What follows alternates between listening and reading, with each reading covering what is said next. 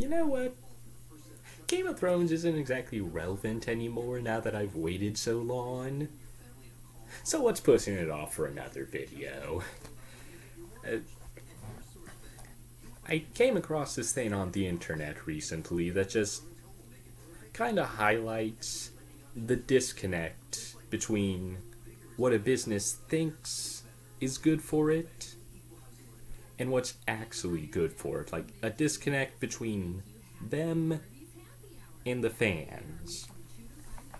And that, like, you hear a lot about that from Star Wars because, yeah, they screwed up. They destroyed themselves. Yeah, blame the people watching your movie. That'll bring them back. And this kind of thing seems to be more and more prevalent. Less so here, but still a little too much. So, the situation is Pokemon, I don't know for how long, but they've been basically finding the Patreons of furry artists for Pokemon, you know,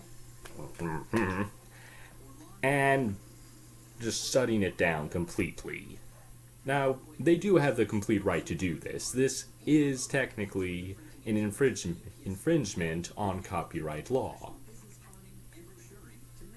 However, there are some issues with it, and I don't even mean by like, oh, I love this stuff, I want to see it. It's so mean of this big business to strike down this starving artist. That is the case, but I'm going to appeal instead to the side they'll listen to, the business aspect of things. Because this is actually a bad business decision, period. Like, there's no benefit to doing it, only hurt. So first of all is, the copyright laws were made by Disney once the old copyright laws expired on their famous characters, Mickey Mouse, Goofy, Donald Duck, and suddenly the whole world was going to be able to print Mickey Mouse mugs and sell them legally, and Disney wasn't going to be able to do that anymore. So Disney was like, no, let's throw a ton of money at these government officials, change these laws up, so that our characters stay ours forever and no competitor can use them. And the laws kind of made sense back then. Like, it's a competitor of yours. You don't want to just let them have your stuff. And in the modern world, that also makes sense. Like, the bootleg stuff you see so much from Asia. That stuff is just another business trying to make a quick buck off of your accomplishments. However, I don't think furry artists are competing with Pokemon. Like, I don't think Nintendo is in the porn business quite yet. Like, I know Fire Emblem had a little Pokemon and Me for people, and that was weird. And that's pretty close, but it's not quite the porn industry yet. So, these are not companies trying to take some of your money away from you through competition. These are fans who love your product and are doing this because they love your product and get money for it. Money that wasn't going to go to you ever anyway. And the people who look at it, they're fans of Pokemon or potential fans of Pokemon. Because what Nintendo doesn't seem to realize is that this isn't a competitor. This is advertising. This is a section of your advertising firm. And it is a section of your advertising firm you don't have to pay. This is free advertising. Like, people view this. They like it. They stick with Pokemon more and more. Like, think of My Little Pony. Friendship is Magic. Yes, that's huge. But there's a lot of people watching it that don't have kids, that are just adults who like the show. Not even from the porn part, just adults who like the show. And that makes up a large part of the people watching it, a large part of the advertising money you get from the show. And the toys, a lot of that money is from adults. Not the other kind of toys. I don't think Hasbro's in that industry. I don't think, but they're not in that industry. But the fact is, people who were drawn into My Little Pony Friendship is Magic from the pornography wouldn't be there without the artists. So these people are bringing in new people to your fandom, and if you get rid of them, if you demonetize them, they will move to other fandoms and take those potential fans of Pokemon with them. And your fan base is getting older. That's just a fact. It has been getting older the whole time, never gone down, just got older.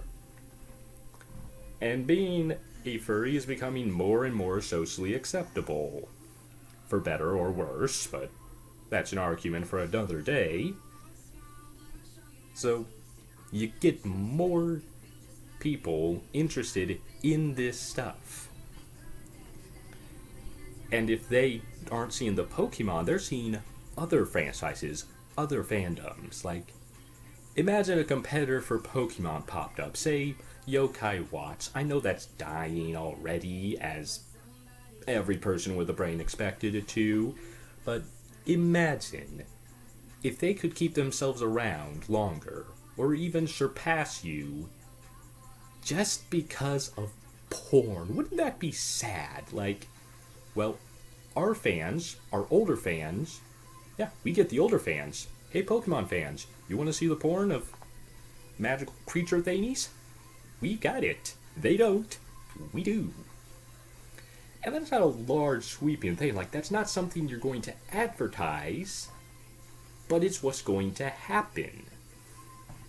So, Pokemon, leave these creators alone. Like, it's clear that you want this stuff to exist, too. Like, you made Lopunny.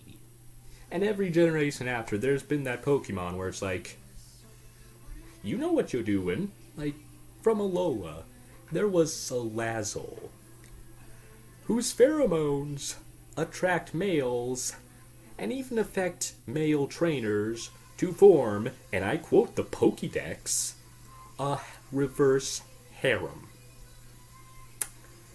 You know what you're doing. You want this stuff to exist. You're not going to get any money directly from this stuff existing. You're going to get advertising from this stuff existing. So why would you make it harder for this stuff to exist? It doesn't make business sense. You're actively hurting yourself here. Now, I guess there is a compromise. Like, you could go to them and say, okay, we do want you to keep doing this, but this is our copyright, so 1 cent of every dollar to us? Like, something that's not hurtful, extremely hurtful to the artist's own income, but every dollar made off of that, we get a cent or something, like something minute. And the same thing is happened with the Pokemon fan games. Like, they tried so hard to shut it down, not realizing this is keeping people interested in Pokemon between mainstream games. Like, Pokemon Delta version, that thing kept people interested for a long time. And these fan creations can hold a lot of creativity in them that you can kind of pluck from, and if you don't have any of those money deals with them, you can just pluck them and say, there are ideas. And they can't exactly say, no, they're not, unless it's really obvious. Like, Pokemon Delta, I think it's called that. There were Delta Pokemon in it that were literally Alolan Pokemon versions before Alolan Pokemon existed. That's what they were. There was like an electric ice Ralts through Gardevoir line. There was a ton of stuff. And it's not the only game with that, so like you can get ideas from these fan things if you let them live. If you leave them be, you can reap rewards. You can get free advertising, like a bunch of employees that you don't have to pay. Think about that. That is a huge opportunity. If I was a business and this was happening to me, like, yes, come. That's probably a poor word given the subject, but come, yes, come. Love us more. Buy our stuff. Keep them interested in us. You have to let the fans make their fan creations, and if you want the high quality stuff to compete with all the other fandoms' high quality stuff, you gotta let them make money off of it. So, Pokemon, Nintendo, companies out there everywhere with all sorts of fandoms, when people start making the porn, smile to yourself in your office.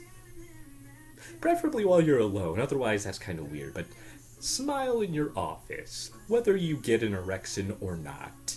Just smile, knowing that we're gonna make so much more money because of these people. And the best part is, we don't even have to look like dicks.